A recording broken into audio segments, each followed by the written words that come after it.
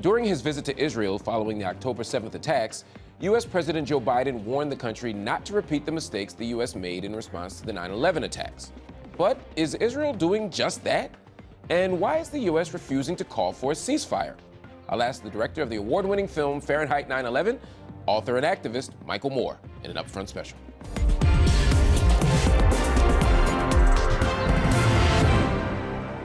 Michael Moore, thanks so much for joining me on Upfront. Thank you. Thank you for having me. Of course. You, of course, made a very famous movie called Fahrenheit 9/11, which criticized the U.S.'s response to the attacks of September 11, 2001. You chronicled the panicked rush to allow the government to spy on its own citizens, the decision to invade Iraq, a country that had nothing to do with 9/11, and the ways that the defense industry profited off the war. Israel is now calling October 7th their own 9/11. What do you make of that comparison, and do you see similarities or parallels to how the Israelis are responding?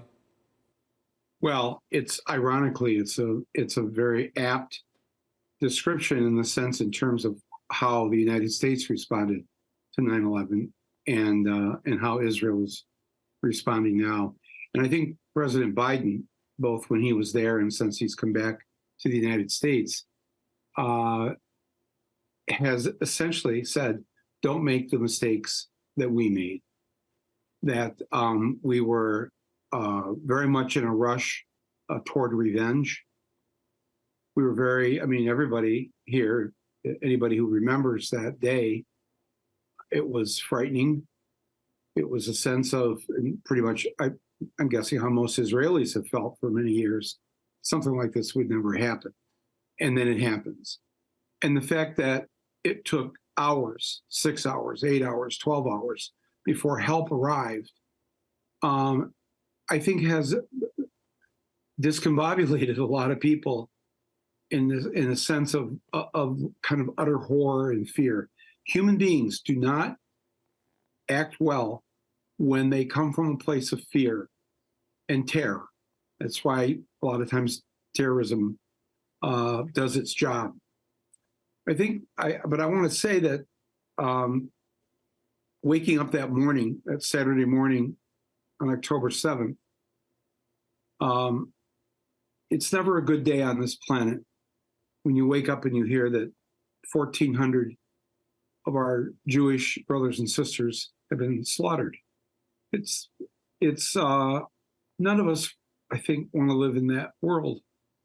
And so I think I understand all the initial responses, and I understand the response and the desire for revenge, having gone through that time and seen all the mistakes we made, as you said, by first invading Afghanistan, then invading Iraq. For what? That's the interesting question, the for what? The what was this really about question in regard to 9/11 led people to say, okay, this was maybe just a pretext, for invading Iraq. Do you worry that the Israeli government may similarly use October 7th as a pretext to take over more of Gaza, to expand in the West Bank, or maybe go to war with Iran? Could this moment of horror and fear turn into an opportunistic moment for something else?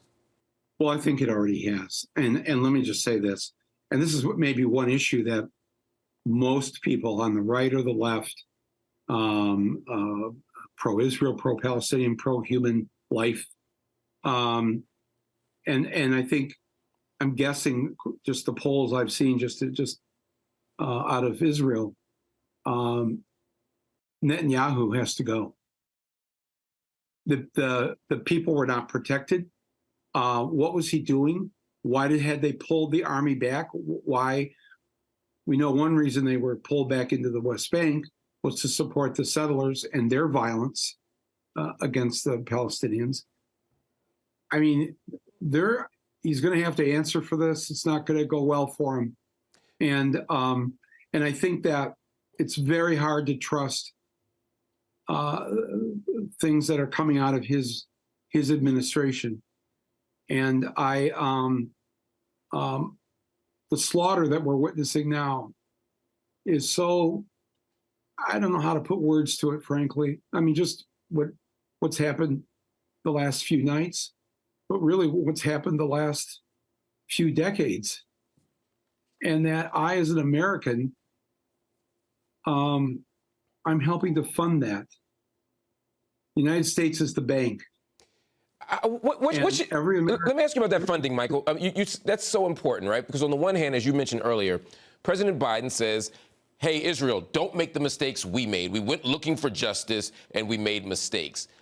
At the same time, he's asking for more military aid. He said that, innocents being killed is just the price of waging a war. You can't square that circle easily. What do you do? What should the U.S. be doing? Well, we should not be trying to increase the slaughter. We should not be funding the war. I think, most Americans have no problem with making sure that there are no more Israelis killed and providing for the defense. But that's really not what's going on right now.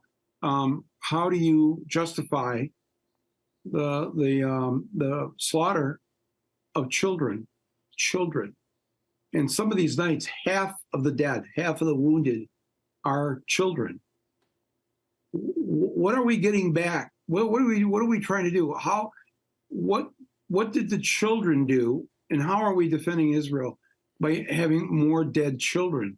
And anybody who can't say right now, especially people who say, oh, I support Israel and I will, defend Israel, and then support and fund the massacre of innocent civilians and children, you have no credibility then when you say that you support Israel. Well, that kind of hypocrisy, that kind of contradiction isn't just with people, it's with governments too, including our government. I mean, Human Rights Watch put it perfectly. They said the hypocrisy and double standards of Western states are flagrant and obvious, and that, of course, the U.S. and other Western governments have to apply the same principles regarding Russian atrocities in Ukraine as they would with, quote, Israel's brutal disregard for civilian life in Gaza. It seems like we pick and choose when we're going to be outraged, when we're going to intervene, when we're going to have a moral critique.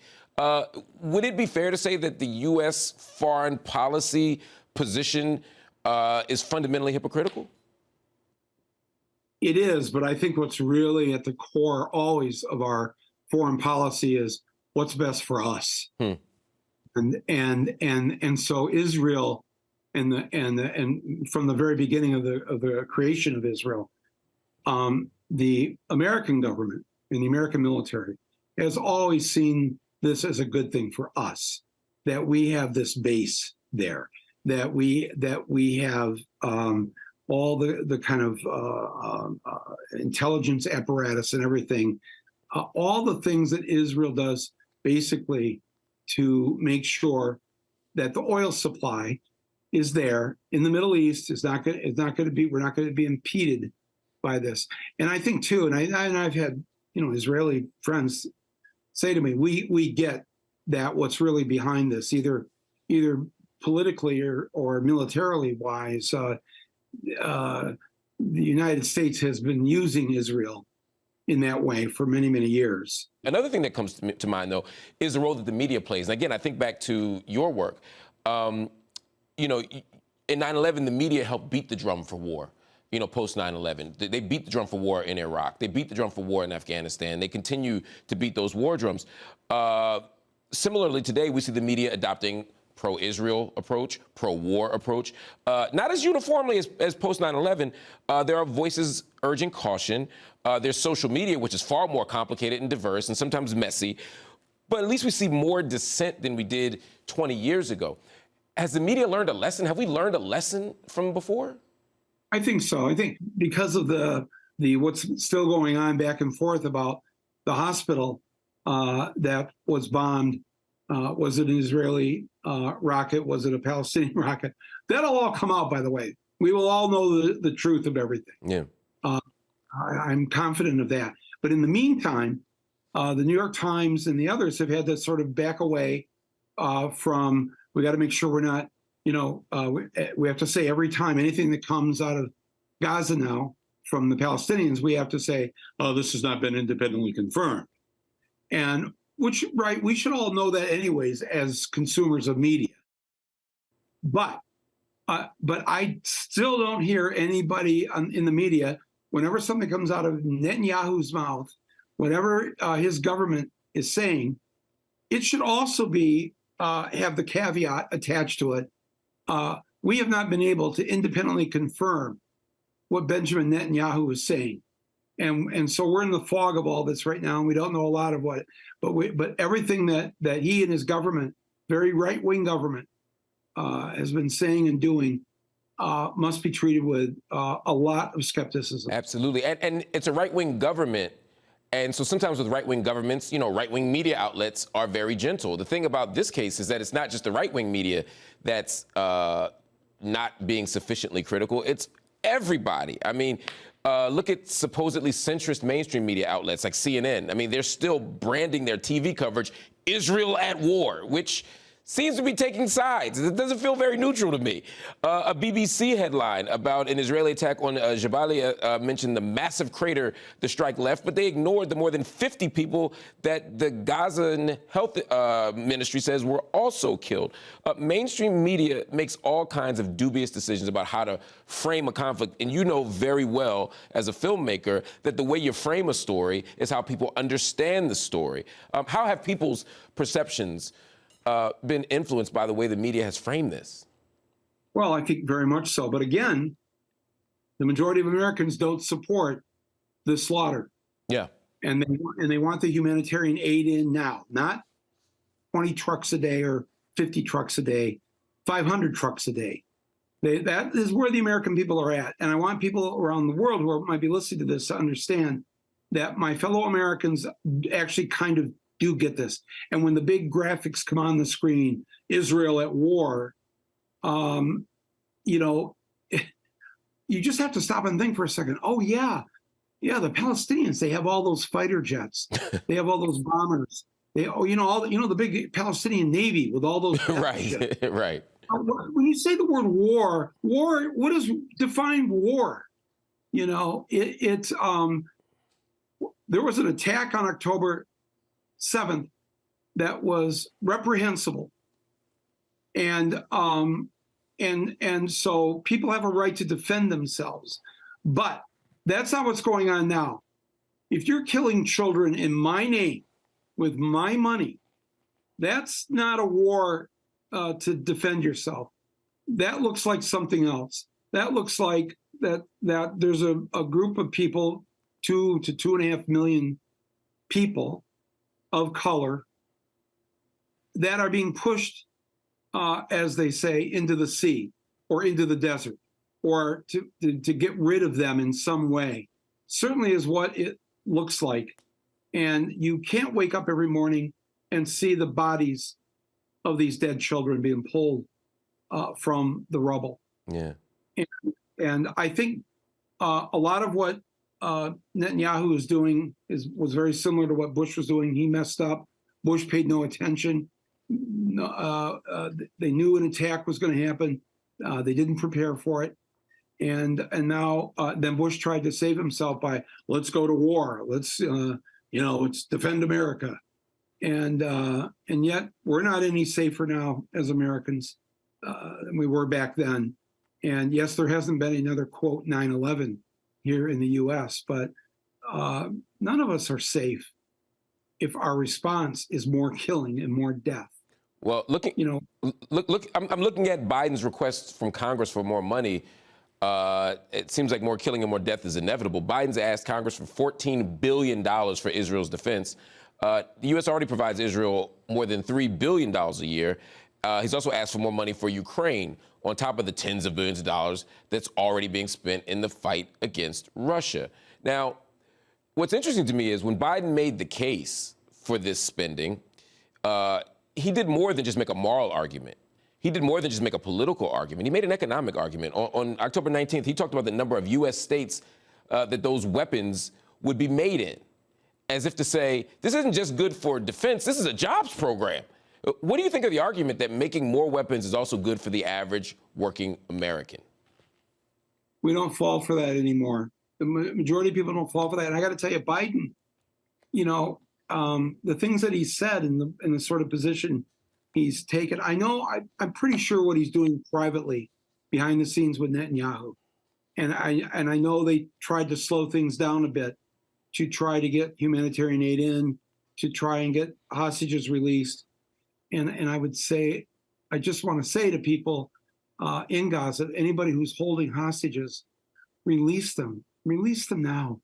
It's not just in terms of the goodwill that will come from that, but do it because it's just right. It's the right thing to do.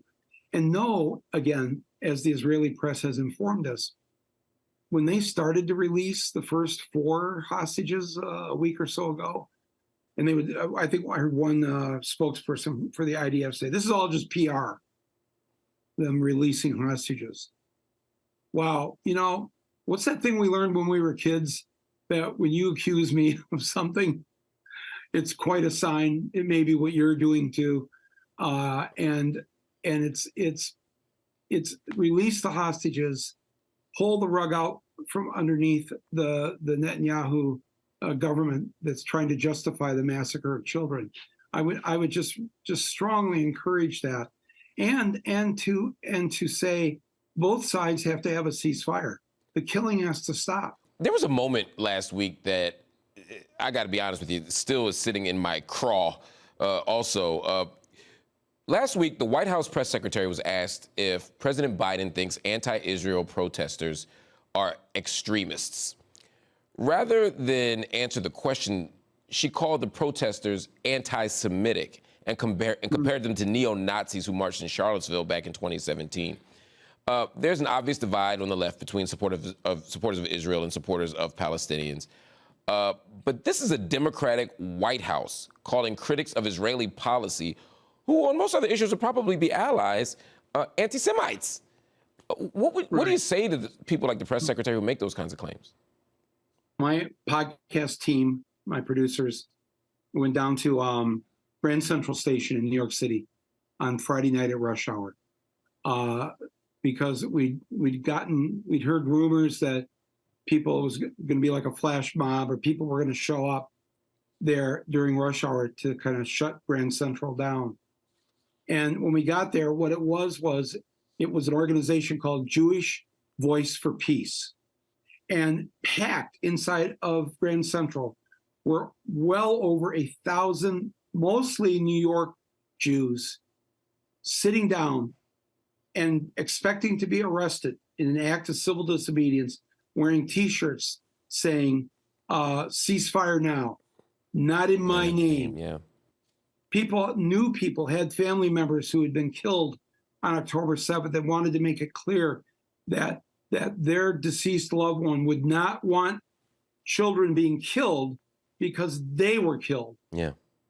It was, and so the call, I saw that, so I said, so basically you're calling these thousands of Jews in New York City anti-Semites? I mean, really, you're really working the PR machine hard when you're calling fellow Jews awful terms like that. So it's not going to work. And I think this is very frustrating for Israel, the Israeli government, that, we've had a couple of generations of young people, not just in the US, but in Israel and in Palestine and around the world, where they kind of get what's going on now. And so you're just not going to be able to make stuff up. And I'm very disappointed in President Biden for using this language. But I got to say, in the back of my head, and I have nothing to back this up on, I just think that publicly Biden has taken this position that, we're 1,000% behind Israel and we're going to send as many weapons as possible and this and that, whatever. But I think behind the scenes and in his phone calls with Netanyahu and just reading some of the analysis of all this from Israeli. There have certainly been some leaks. There have been some policy experts who've weighed in on this and said absolutely that it's not nearly as uniform a position in the United States and Israel as it looks publicly. But there's something. And we know, and publicly, Biden doesn't like Netanyahu. He's made that right. clear. When Netanyahu was in New York just 6-7 weeks ago for the annual UN meetings, and Netanyahu was upset that he did not get an invitation like Zelensky and others did when they were in the U.S. Hey, come on down to D.C., come to the White House, all that. Biden didn't want anything. They had a perfunctory little 2 chairs there at the UN, and they sat side by side for a minute, he and Netanyahu, and then that was it. He was not welcome at the White House. I was a supporter of Bernie Sanders, and but I voted for Biden, and I have been one time, many times over, very kind of surprised and happy with the things that Biden has done since he's been president to help the people, to help the poor, to stand with unions. I've never seen a president go to a union march or demonstration to support the union against the automakers. So I think that we'll know more in the months or years to come. Yeah, I mean, it's interesting you speak to that because it makes me think about the future or the potential future of the left. And before you go, I just want to ask you this. You were an avatar of progressive politics long before people knew who a Bernie Sanders was or who an Alexandria Ocasio-Cortez was. Now there are podcasts about the end of neoliberalism, and more people are joining DSA, Democratic Socialists of America, than ever before. Unions are experiencing their highest levels of public support in decades. To your point, Bernie almost got the Democratic nomination for president as a self-identified socialist. I mean, there is a vocal contingent in Congress right now that identifies as progressive. We are in a different moment. Are you satisfied with the gains made by the left in this country? Yes and no. I mean, the gains are not far enough. I mean, we saw during the pandemic, because of all of the federal support and help for people, poverty amongst children was cut in half. And I'm not the only one who thought at the time, well, why don't we just keep this going? Look what we've done just by providing help to those who need it. And, and then, of course, because he's a more moderate, Biden has had to, he hasn't kept a lot of that aid going. But I think that young people get it. They're the ones behind the new union movement in this country. You've got over 300, 400 Starbucks have been organized, have voted in the union. And of course, they're fighting that, and as they always do. But this is all young people doing this. And it is young people who are standing up for the Palestinian people, but also will stand up for it. They're focusing a lot on the few kind of crazy people that are bigots. A thing like this, Israel, what they've been doing, playing into the hands of bigots, and that's kind of white supremacist support. But that is not this country now, and the right wing will not run the show here. Again, I really believe in that. I don't believe Trump's going to get elected back into the White House. There are so many millions of Americans who have not liked the way that we've gone. And in closing, I just want to say thank you for all the people who stand for peace in Israel, especially. Thank you. And to all here in this country.